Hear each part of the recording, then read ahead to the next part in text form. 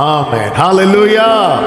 லூக்கா சுவிசேஷம் 3வது அதிகாரம் அதனுடைய 2வது வசனத்தை வாசிக்க கேட்கலாம். லூக்கா 3:2. அன்னாவும் காய்பாவும் பிரதான ஆசாரியராயும் இருந்த காலத்தில் வனாந்தரத்திலே சகரியாவின் குமாரனாகிய யோவானுக்கு தேவனுடைய வார்த்தை உண்டாயிற்று. கரங்களை உயர்த்தி ஹல்லேலூயா. வனாந்தரத்திலே சகரியாவின் குமாரனாகிய யோவானுக்கு தேவனுடைய வார்த்தை உண்டாயிற்று. கடந்த நாளிலே பரிசுத்த ஆவியானவர் தீர்க்க தரிசனமா இந்த வார்த்தையை கொண்டு இடைப்பட்டார், பேசினார். இந்த நாளிலே கர்த்தர் நம்மோடு கூட பேசுவாராக. ஆமாம், இந்த செய்தி முழுவதும் கவனமாய் கேளுங்கள். எந்த பகுதியிலே உங்களுக்கான ரேமா வெளிப்படும் என்று தெரியாது. சில நேரத்தில் செய்தி ஃபுல்லாகவே நமக்கான வார்த்தையாக இருக்கலாம், நம்முடைய வாழ்க்கையாக இருக்கலாம். எனவே ஆண்டவர் சமூகத்தில் இந்த வார்த்தைகளை கேட்கும்படி அன்புடன் கேட்டுக்கொள்ளுகிறேன்.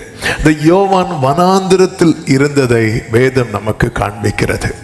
இந்த வார்த்தை உண்டாகும் வரைக்கும் இந்த யோவான் எப்படிப்பட்டவனாய் இருக்கிறான் என்றால் அவன் மறைந்திருக்கிறவனாய் தான் இருக்கிறான். அது வரைக்கும் யோவான் என்ன பண்றாரு, என்ன செய்தார் ஒன்றும் சொல்லப்படவில்லை.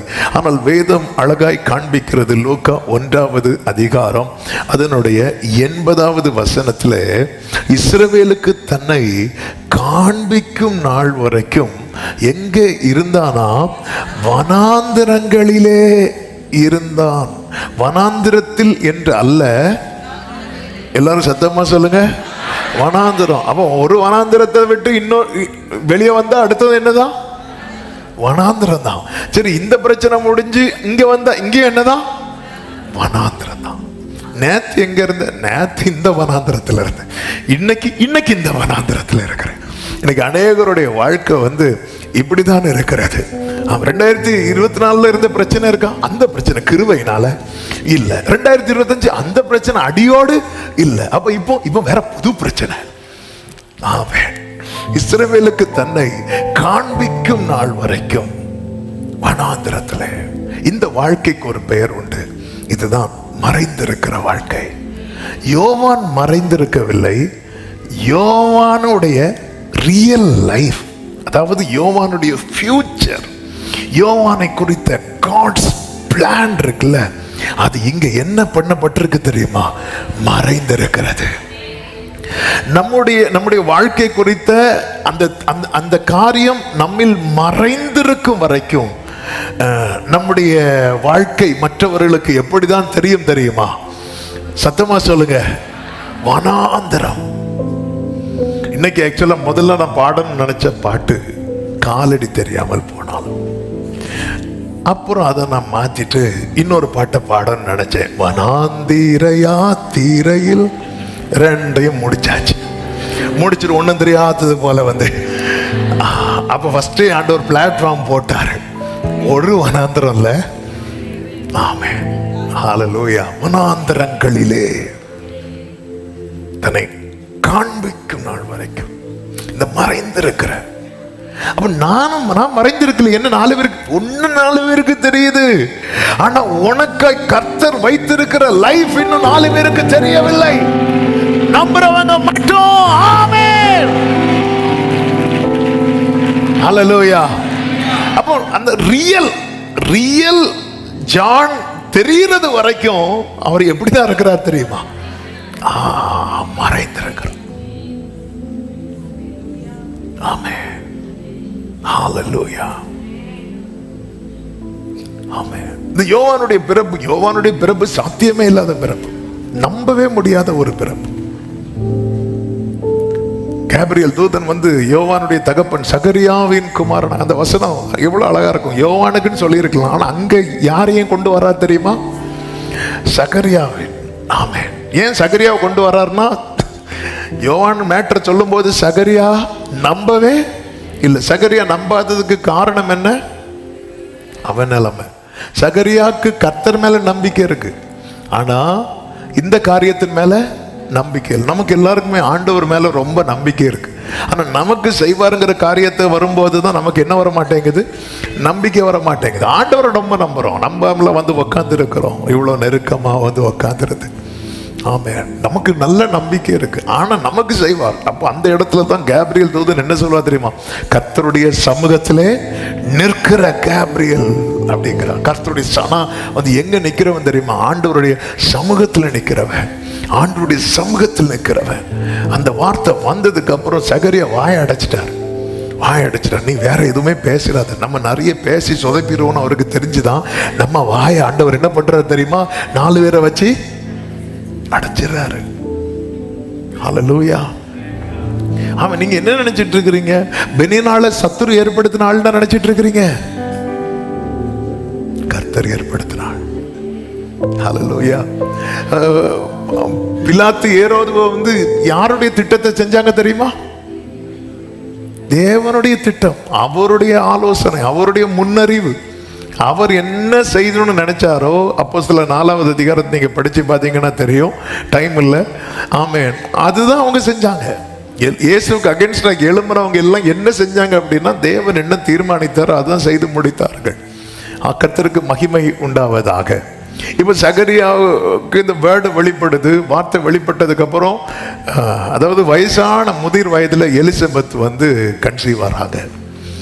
அது அந்த லூக்கா 1வது அதிகாரம் ரொம்ப ஆச்சரியமா இருக்கும். ஆண்டவருடைய அதிசயத்தை பாருங்க. 2 பேர் கன்சீவ் ஆறாங்க. யாரெல்லாம்? சகரியா எலிசபெத்துமா? மரியாளும் எலிசபெத் 2 பேரும் கன்சீவ் ஆறாங்க. ஒரு அம்மா ஒன்னு அம்மா, இன்னொன்னு பிள்ளை. என்ன ஒரு 16 வயசு இருக்கும், 20 வயசுக்கு மேல கிடையாது.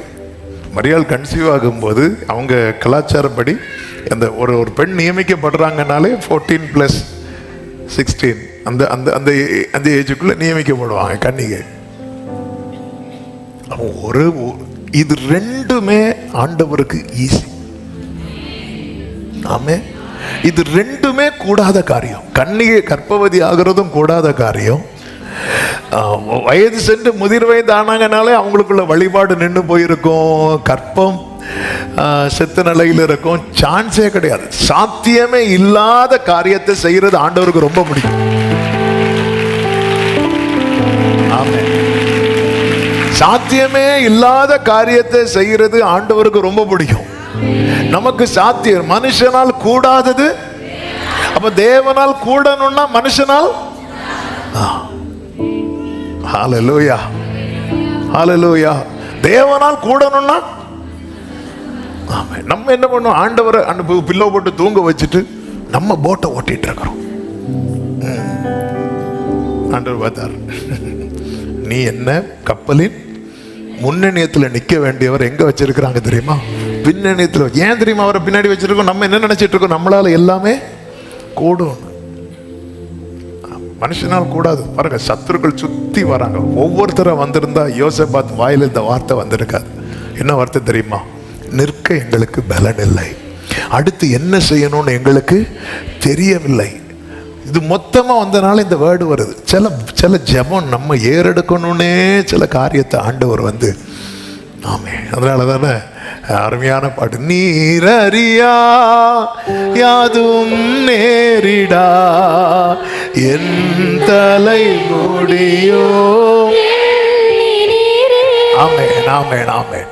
இப்போ சகரியா வந்து கன்சீவ் ஆறாங்க. கன்சீவ் ஆனதும் என்ன நடக்குது அப்படின்னு லூக்கா 1:58 பார்த்தால் தெரியும். அவளுடைய அயலகத்தாரும் பந்து ஜனங்களும் கேள்விப்பட்டு அவளுடனே கூட, இது யோவானுடைய லைஃபை நான் வந்து ஆரம்பத்திலிருந்தே சொல்லிட்டு இருக்கிறேன். சான்ஸே இல்லாத இடத்துல தான் இந்த யோவான் பிறக்கிறான். கன்சீவ் ஆறாங்க எலிசபெத். அவ யோவான் வயிற்றுக்குள் இருக்கும்போது, நல்ல கவனமா கேளுங்க, வயிற்றுக்குள் இருக்கும்போது சுத்தி இருக்கிறவங்களுக்கு என்ன உண்டாயிட்டு? எல்லாம் வாயத்துல. அப்படி நீங்க எதுக்கு சொல்ல வைக்கிறதுன்னா, நீங்க இந்த வேர்டை விட்டு வெளியே போயிடக்கூடாதுங்கிறதுக்காக. ஆமே. ஐயோ, நீங்க சொன்னாதான் பிரசங்கம் ஓடும். இல்லை இல்லை இல்லை, நீங்க ஒன்றும் இல்லைனாலும் பிரசங்கம் ஓடும். கோவிட்ல அப்படி பிராக்டிஸ் பண்ணியாச்சு. அதனால ஐயோ இவங்கள சொல்லனா நம்ம கை அப்படிலாம் ஒன்றும் கிடையாது. எதுக்கு சொல்ல வைக்கிறது அப்படின்னா அந்த வேர்டை விட்டு நீங்கள் போயிடக்கூடாது. நீங்கள் 4 வாட்டி சொல்லிட்டீங்கன்னா அதில் ஒரு வாட்டியாவது உங்களுக்குள்ள அந்த வேர்டு என்ன ஆயிரும்னா, அதனால தான் நீங்கள் ஆண்டவர் சமூகத்தில் எப்போவுமே வந்து அப்படி தான் இருக்கணும். சத்தமா ஒரு ஆமேன்னு சொல்லுங்க பார்க்கலாம். கர்த்தருக்கு மகிமை உண்டாவதாக. ஆமேன். அப்ப என்ன உண்டாச்சு? சந்தோஷம் உண்டாயிட்டு. இவன் யோவான் பிறந்ததுக்கு அப்புறம் என்ன உண்டாச்சு தெரியுமா? லூக்கா 1:65 சொல்லப்பட்டிருக்கிறது, அதனால் அவர்களை சுற்றி வாசமாயிருந்த யாவருக்கும் பயம் உண்டாச்சு. அல்லேலூயா. ஆமென். சிலர் வீட்டில் இருக்கிறது வரைக்கும் சந்தோஷம், அவங்க வெளியே தலையை காட்டிட்டாங்க. அந்த சம்பவம் வேற. சம்பவம் என்னன்னா, அது வரைக்கும் யார் பேசல? சகரியா பேசல.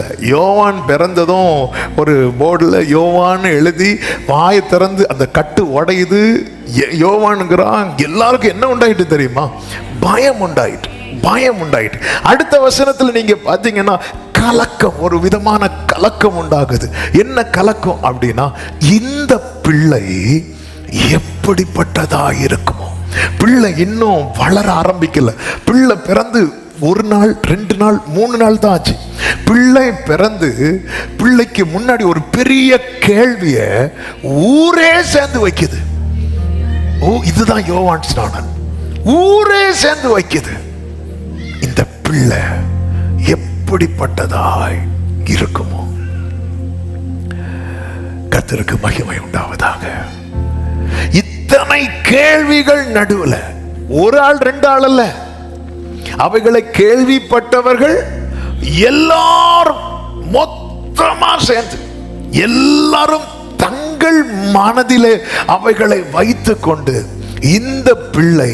அப்ப இவங்க இப்படி சொல்லும் போது இவங்க எதுக்கெல்லாம் மைண்ட்ல வரல தெரியுமா?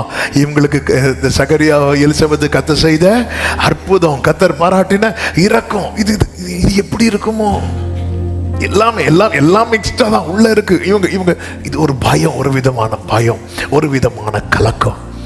ஆமென். இத்தனை கேள்விகள் நடுவுல பிள்ளைக்கு பாருங்க, நம்ம சில ஜெப குறிப்பு வாசிப்போம் தெரியுமா? 15 நாள் குழந்தை, 1 மாச குழந்தை. ஏன் அப்படி வாசிக்கிறோம் தெரியுமா? மீதி எல்லாருக்கும் பேர் வாசிட்டு இப்படி நம்ம வாசிக்கிறது காரணம் என்ன தெரியுமா? கரெக்டா சொல்றீங்க. அந்த பிள்ளைகளுக்கு இன்னும் என்ன வைக்கல? பேர் வைக்கல. ஒரு பேர் கூட வைக்கல. ஆனா யோவானுக்கு பேர் ஏற்கனவே வச்சது கர்த்தர் வச்சது. கர்த்தர் வச்சு பேர் தந்தா பிரச்சனை இருக்காது. சிலர் புருஷன் ஒரு பேரை கொண்டு வருவார், மனைவி ஒரு பேர், தாத்தா ஒரு பேர், பாட்டி ஒரு பேர், மொத்தத்துல பேர் 15 பேர். சிலருக்கு பாஸ்போர்ட்டே பத்தாது பேர். ரீசெண்டா ஒரு செய்தி பார்த்தேன், சைனாலே எங்கேயோ நினைக்கிறேன், ஒரு அப்பா பையனுக்கு ABCD Z வர வச்சிருக்கிறாரு. அந்த பையன் வளர்ந்து அவரை என்ன பாடுபடுத்த போறான்னு சொல்லி தெரியல. இன்னும் அந்த ஆனா பெரிய இந்த பிள்ளை எப்படிப்பட்டதா இருக்குமோ. இத்தனை 1 ஆள் 2 ஆள்ல கேள்விப்பட்டவர்கள் எல்லாரும் வைக்கும் போது அந்த வசனத்திலேயே ஒரு வார்த்தை எழுதப்பட்டிருக்கிறது, கர்த்தருடைய கரம் அந்த பிள்ளையோட இருந்தது. ஆமென், ஆமென், ஆமென், ஆமென். வனாந்தரங்களில் குடியிருக்கிற யோவானே, உன் வாழ்க்கையில் வனாந்தரம் வருவதற்கு முன்னமே கர்த்தருடைய கரம் வந்திருக்கிறது. வனாந்தரங்களில் குடியிருக்கிற யோவானே, உன் வாழ்க்கையில் வனாந்தரம் என்கிற ஒரு சாப்டர் ஓபன் ஆகிறதுக்கு முன்னாடியே. ஆமென் சொல்லுங்க பார்க்கலாம். வனாந்திரமே வாழ்க்கையானாலும் கர்த்தரின் பக்கம் உண்டு. வனாந்திரமே வாழ்க்கை, ஜீசஸ் கர்த்தரின் பக்கம் உண்டு. வேண்டியதை அவர் பார்த்து நம்பினான் உன் செல்லும். ஆமென். வேண்டியதை அவர் ஜீசஸ் நம்பினான். ஆமென், ஆமென். ஹalleluya, ஹalleluya. இது நடுவில் இன்னொரு வார்த்தை ஆவியானவர் கடந்த நாள்ல ரொம்ப உணர்த்தினதுனால இதை சொல்ல விரும்புகிறேன். சுத்தி இருக்கிறவங்க எல்லாருமே இந்த பிள்ளை எப்படிப்பட்டதா இருக்குமோ என்று சொல்லும் போது அடுத்த வசனத்துல சகரியாவை குறித்து சொல்லப்பட்டிருக்கிறது. 67வது வசனத்தை பாருங்கள். அவனுடைய தகப்பனாகிய சகரியா பரிசுத்த ஆவியினாலே நிரப்பப்பட்டு தீர்க்க தரிசனமாக. இன்னைக்கு இந்த செய்தி, இந்த வேர்டை நான் பெற்றோருக்கு சொல்ல விரும்புகிறேன். உங்களை பிள்ளைகளை குறித்து சுற்றிலும் இருக்கிறவங்க 1000 சொல்லட்டும், என்ன கேள்வியை வைக்கட்டும், ஆனா நீங்க ஆவியில நிரம்பி உங்க பிள்ளைகளை குறித்து ப்ராபசி தான் சொல்லணும், தீர்க்க தரிசனம் தான் சொல்லணும். சத்தமாமே சொல்லுங்க. உங்க பிள்ளைகளை குறித்து உங்க வாயில ஜீவன் தான் வரணும். சத்தமா ஆமென் சொல்லுங்க. உங்க வாயில ஜீவன் தான். அவன் என்ன பேசுறான் பாருங்க. அவன் எது வரைக்கும் பரிசுத்த ஆவியில நிரப்பப்பட்டு. ஆமென். இதே ஆளுதான் மகா பரிசுத்த ஸ்தலத்துல நின்னு சிரிச்சாரு. ஆமென். உலகம் எல்லாரும் சேர்ந்து ஒரு கேள்வியை வைக்கிறாங்க. ஆமென். இந்த பிள்ளை எப்படிப்பட்டதா இருக்கும்னு சொல்லும் போது தகப்பன் அப்படி சொல்லல. அவன் பரிசுத்த ஆவியில நிரப்பப்பட்டு ஃபியூச்சரை பேசுறான். ஆமென். கர்த்தர் ஏற்கனவே தனக்கு சொன்ன வார்த்தைகளை எல்லாம் திரும்ப திரும்ப சொல்லிட்டே இருக்கிறான். பெற்றவரே, உங்க பிள்ளைகளை நீங்க நீங்க நீங்க நீங்க எதை வச்சு பேசுறீங்க, எதை வச்சு பாக்குறீங்க? உங்க இவெல்லாம் தேர்வானே தெரியல சொல்லிட்டு இருந்து ஜோமன் தெரியுமா? ஆண்டவரே 12th எக்ஸாம்ல ஹல்லேலூயா. இல்லை, நம்ம என்ன பேசுறோம்? நம்ம தலைமுறை, அதாவது நம்ம ஊர்ல ஒரு சொல்லு உண்டுல்ல, காக்கைக்கும் தன் கொஞ்சு பொன் கொஞ்சு. ஏங்க, நம்மளே நம்ம பிள்ளைகளை குறித்து நல்லது பேசலைன்னா, ஆமே, சில சொல்லுவாங்க உங்க பிள்ளை சூப்பர், அது சூப்பர், எனக்கும் ஒண்ணு பிறந்திருக்க அப்படிம்பாங்க. இவங்களை இவங்க அப்பா சொல்லியிருப்பாங்க, நமக்கு தெரியாது. ஆமே, இல்ல, ஒரு ரட்சிக்கப்பட்ட தேவ பிள்ளை, தேவனை ஆராதிக்கிற தேவ பிள்ளை, வேதம் நன்றாய் தெளிவாய் சொல்லுகிறது, பிள்ளைகள் கர்த்தரால் வரும் சுதந்திரம், கர்த்தரால் வரும் சுதந்திரம். கற்பத்தின் கனி அவரால் கிடைக்கும் பலன், அவர் கொடுக்கிற பலன், அவர் கொடுக்கிற சுதந்திரம். தாவீது சொன்னான், என் சுதந்திரத்தை தேவரீர் காப்பாற்றுவீர், என் சுதந்திரத்தை தேவரீர் காப்பாற்றுவீர். உங்க பிள்ளைகளை குறித்து சுத்தி இருக்கிறவங்க 1000 பேசட்டும். ஆமே, இவனுக்கெல்லாம் படிப்பு வராது, இவனுக்கு அது வராது, இது என்ன வேணாலும் பேசட்டும். ஆனா உங்க வாயில என்ன வேர்டு தெரியுமா வரணும்? தீர்க்க தரிசனமான வார்த்தை. யோனத்தானை பார்த்து சவுல், அவனுடைய தகப்பன் சவுல் சொல்றான், தாவீது இருக்கிறது வரைக்கும் நீ வாழவே மாட்டேன்டான். ஆனா சாலமோனை பார்த்து தாவீது சொல்றார், மகனே, கர்த்தர் உன் கூட இருக்கிறார், இந்த வேலையை நீ செய்து முடிக்கிறது வரைக்கும் அவர் உன்னை விட்டு விலகவே மாட்டார். ஓ, சின்ன பையன் ரெண்டும் பெற்றோர் பிள்ளைகள்கிட்ட என்ன கன்வே பண்றோம், நம்ம என்ன பேசுறோம். அதனாலதான் எப்பவுமே இந்த அபிஷேகம் பெற்ற தேவ பிள்ளைங்க எப்பவுமே நம்ம பிள்ளைகளை பார்த்து நம்ம நன்மைகளை பேசலைன்னா, நம்ம ஜீவனை பேசலைன்னா, நம்ம வார்த்தைகளை பேசலைன்னா, பிள்ளைங்க அவங்க பக்கத்துல தூங்கிட்டு இருக்கிறாங்களா? ஆமே, சின்ன பிள்ளைங்க நம்ம கூட இருப்பாங்க, கொஞ்சம் வளர்ந்ததுக்கு அப்புறம் தனியா இருப்பாங்க, வெளியே இருப்பாங்க. நீங்க ஜெபத்துல அந்த பிள்ளைகளை குறித்து பேசுங்க. அந்த பிள்ளைகள்கிட்ட நீங்க பேசும்போது நல்ல பாசிட்டிவா ஆண்டவர் தந்த, நீங்க ஜெபத்துல என்னெல்லாம் வார்த்தைகள் ஆண்டவர் உங்களுக்கு தந்தார், அந்த வார்த்தையை சொல்லி சொல்லி பேசுங்க. ஆமென். யோவான் வாழ்க்கையில் இந்த வார்த்தை நிறைவேறும் போது சகரியா இல்ல, ஆனா சகரியா இல்லாம போனாலும் சகரியா வாயிலிருந்து சொன்ன வார்த்தைகள் அனைத்தும் நாளைக்கு நம்ம இல்லாம போனாலும் நம்ம வாயிலிருந்து சொன்ன வார்த்தைகள் அப்படிதானங்க. சாலமோன் எழும்பி நின்று சொல்லுவாரு, கர்த்தர் என் தகப்பனுக்கு வாக்கினால சொன்னத கரத்தினால செய்து முடித்தார். ஆமென் சொல்லுங்க பார்க்கலாம். இது ரொம்ப ரொம்ப முக்கியமானது. சுத்தி இருக்கிறவங்க திடீர்னு சந்தோஷப்படுவாங்க, திடீர்னு கலங்குவாங்க. சூழ்நிலை மாறும்போது அப்போ என்ன நடந்துச்சு? சில பாருங்க, ஒரு வீட்டில் ஏதாவது துக்கமான காரியம் நடக்கும் போது அந்த பிள்ளை பிறந்திருக்கும். உடனே என்ன சொல்லுவாங்க தெரியுமா? இந்த பிள்ளை என்னைக்கு பிறந்துச்சோ அன்னைக்கு வீட்டில் துக்கம். அப்படி பைபிள்ல ஒரு ஒரு ஒரு அம்மா ஒரு பையனுக்கு பேர் வச்சாங்க, யாபேஸ். யாபேஸ் நான் துக்கத்தோடு பெற்றேன். அப்படி இன்னொரு பேரும் உண்டு பைபிள்ல. உங்க பேர்ல இன்னொரு பேரும் உண்டு. என்ன பேரு? எக்கபோத். ஏலி மரித்து, ஏலியின் 2 குமாரர்கள் மரித்த போது அதுல ஒரு குமாரனுடைய மனைவி குழந்தைய பெறுவா. அப்பதான் உனக்கு ஆம்பளை பிள்ளை அப்படி சொல்லும் போது அவ என்ன பண்ணல தெரியுமா? மகிழவே இல்லை. இன்னொரு செய்தி வருது, உடன்படிக்கை பெட்டி பிடிச்சாச்சு. அப்ப சொல்லுவா, இக்கபோத், மகிமை போயிட்டே, மகிமை போயிட்டே, மகிமை போயிட்டே, இக்கபோத் அப்படின்னு பேர் வைப்பான். கர்த்தருக்கு மகிமை. பல நேரத்தில் ஆமென், இந்த பிள்ளை எப்படிப்பட்டதா இருக்குமோ. ஆமென். வனாந்திரங்களில் உங்க லைஃப்ல இந்த வனாந்திர பாதையை கர்த்தர் அனுமதிக்கிறார்னாலே, இன்னைக்கு நீங்க இதை அனுமதிக்கிறதுக்கு முன்னமே கர்த்தருடைய கரம் அந்த பிள்ளையோடு. கைகளை உயர்த்தி ஹல்லேலூயா. உங்க கைகள் கூறுகவில்லை, உம்மால் கூடாதது எதுவும் இல்லை. உங்க கைகள்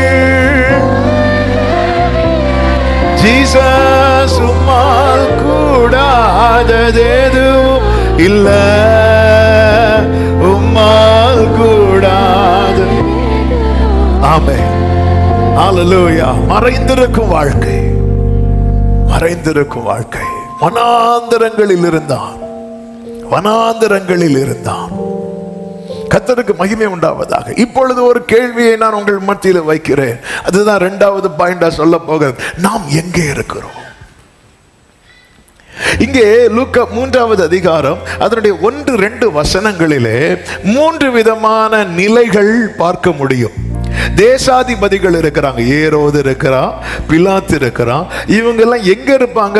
அரண்மனையில் இருக்கிறாங்க. இவங்க தேசாதிபதிகளா இருக்கிறாங்க.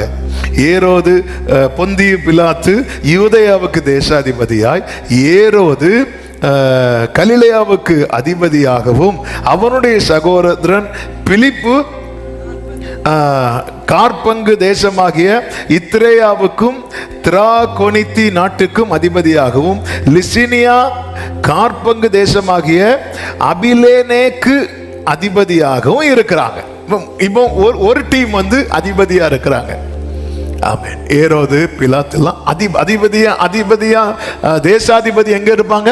அரண்மனையில் இருப்பாங்க, அரண்மனையில் இருக்கிறாங்க. அடுத்த வசனத்துல இன்னொரு டீம் சொல்லப்பட்டிருக்கிறது.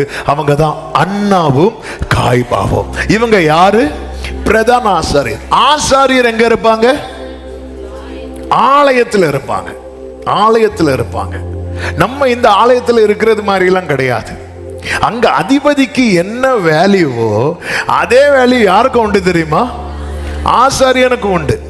நீங்க கவனிச்சீங்கன்னா தெரியும், இயேசு கிறிஸ்து அடக்கம் பண்ணப்பட்டு சிலுவையில் அறையப்பட்டு அடக்கம் பண்ணப்படும் போது இவங்க அண்ணா காய்பாலாம் போய் யார்கிட்ட வருவாங்க அப்படின்னா, பிலாத்திட்ட வந்து சொல்லுவாங்க, இப்படி 3வது நாளில் உயிர் தழுவேன்லாம் சொல்லியிருக்கிறாப்புல. ஒருவேளை சீஷர்கள் வந்து எல்லாம் எடுத்துகிட்டு போகிறதுக்கு சான்ஸ் இருக்குது, அதனால் நீங்கள் காவலுக்கு ஆட்களை விட வேண்டும் என்று கேட்கும்போது பிலாத்து என்ன சொல்லுவார் தெரியுமா? உங்களுக்கு காவல் சேவகர் உண்டே அப்படின்னு கேட்பாங்க. உங்களுக்கு, அதாவது எனக்கு என்ன இருக்குது அப்படி உங்கள்கிட்டயும் இருக்குல்ல, உங்களால் கூடிய மட்டும் பத்திரப்படுத்தி கொள்ளுங்கள் சொல்லும்போது 2 பேரை காவலுக்கு விட்டது மட்டும் இல்ல, அந்த கல்லறையை என்ன பண்ணுவாங்க தெரியுமா? சீல் பண்ணுவாங்க. பொதுவா சீல் யார் தான் பண்ணுவாங்க? கவர்மெண்ட் தான் பண்ணுவாங்க. ஒன்னு வந்து சீல் பண்றாங்க, அந்த கவர்மெண்ட், அந்த அதிகாரம் கவர்மெண்ட்டுக்கு தான் இருக்கு. அப்போ இவங்க வந்து நம்ம ஆசாரிகள் சொல்லும் போது நம்ம ஒரு பாஸ்டர்ஸ் மாதிரி கிடையாது. அவங்களுக்கு அவ்வளோ வெயிட், அவ்வளோ பவர் இருக்கு, அவ்வளோ அதிகாரம் இருக்கிறது. ஒருத்தரை கொண்டு போய் அவரை நேர ஆலோசனை சங்கத்துக்கு தானே கொண்டு வராங்க. அண்ணா காய்பா முன்னாடி தானே நிறுத்துறாங்க. அவங்க வஸ்திரத்தை கிழித்து அதுக்கப்புறம் தான், அதாவது இப்படி தேவதூஷணம் சொல்றான்னு சொல்லிட்டு அதுக்கப்புறம் தான் எங்க கொண்டு போறாங்க அப்படின்னா பிலாத்து கிட்ட கொண்டு போறாங்க. அப்போ இங்கே சொல்ல வருகிற வார்த்தை என்பது, ஒரு டீம் அரண்மனையில் இருக்கிறாங்க, இன்னொரு கூட்டம் ஆலயத்தில் இருக்கிறாங்க. ஆனா ஒருவன் மட்டும் வனாந்திரத்தில் இருக்கிறான். நம்ம எங்க இருக்கிறோம் என்கிறது மேட்டர்ல, வார்த்தை உண்டாகும் இடத்தில் இருக்கிறோமா என்பதுதான் விஷயம். ஆண்டவர் பாருங்க, அரண்மனையில் இருக்கிற ஏரோது பிலாத்து இப்படி ஒரு கூட்டம் இருக்கு, ஆலயத்துல அண்ணா காய்பான் இன்னொரு கூட்டம் இருக்கு. ஆனா வனாந்திரத்துல ஒருவன் மறைக்கப்பட்டு வாழ்ந்து கொண்டிருக்கிறான். அவன் தான் பிறக்கும் போது கர்த்தருடைய கரம் அவன் மேல இருக்கிறது. பிறக்கிறதுக்கு முன்னமே பரிசுத்த ஆவியினால நிரப்பப்பட்டவன். வார்த்தை எங்க உண்டானது தெரியுமா? அரண்மனையிலும் அல்ல, ஆலயத்திலும் அல்ல, கர்த்தருடைய சித்தப்படி வனாந்திரத்தில் தரித்திருந்தான். பாருங்கள், அவனுக்கு கர்த்தருடைய வார்த்தை உண்டானது. வார்த்தை உண்டாகும் இடத்திலே நாம் காணப்பட வேண்டியது அவசியமாயிருக்கிறது. சத்தமா ஆமென் சொல்லுங்க பார்க்கலாம். வார்த்தை உண்டாகும் இடத்திலே, ஆமென். எலியாவுக்கு கேரி தாற்றண்டையிலே வார்த்தை உண்டானது. ஆமென். யாக்கோபுக்கு, ஆமென், யாபோக்கு ஆற்றண்டையிலே வார்த்தை உண்டானது. யோவானுக்கு பத்மு தீவிலே வார்த்தை உண்டானது. எரேமியாவுக்கு சிறைச்சாலை முற்றத்திலே வார்த்தை உண்டானது. ஆமென். எசேக்கியேலுக்கு கேபார் நதி அண்டையிலே வார்த்தை உண்டானது. அன்னாள் அழுது ஓடி வந்து தேவ சமூகத்திலே வந்து அழுகிறான். அவளுக்கு ஆலயத்திலே வார்த்தை உண்டானது. எலியாவுக்கு சூறை செடி கீழே வார்த்தை உண்டானது. ஹல்லேலூயா. நான் எந்த ஸ்தானத்தில் இருக்கிறேன் என்பது இரண்டாவது. அப்போ இந்த இடத்துல வார்த்தை எங்க உண்டாகுது தெரியுமா? வனாந்திரத்துல. அப்போ இங்க இருக்கிறதுலயே யார ஆண்டவர் ரொம்ப பிரஷியஸா பார்த்தார் தெரியுமா? தேசாதிபதியை அல்ல, ஆசாரியர்களை அல்ல. கர்த்தருடைய வார்த்தை நிறைவேறும் வரை வனாந்திரத்துல ஒருத்தன் காத்திருக்கிறான். பாருங்கள், ஆமென் சொல்றவங்க நல்ல கைகளை தட்டி, அவனே விசேஷித்தவன், அவனே மேலானவன், அவனே மேன்மையானவன்.